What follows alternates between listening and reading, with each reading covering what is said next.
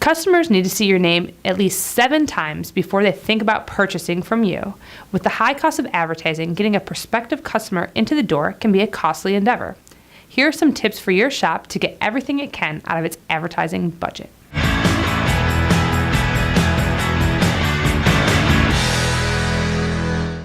This video is sponsored by Auto Value and Bumper to Bumper. Visit us online for more information. Make your ads as eye or ear catching as possible. Memorable, not cheesy ads get noticed and remembered. Ad repetition is key. Take advantage of frequency discounts offered by advertising outlets. Avoid putting all of your ad dollars into 1 or 2 huge ads. You can take that same budget and buy a larger quantity of smaller ads over a greater period of time. Don't change your print or radio ads just for the sake of change. Consistency, like repetition, builds an image for your business.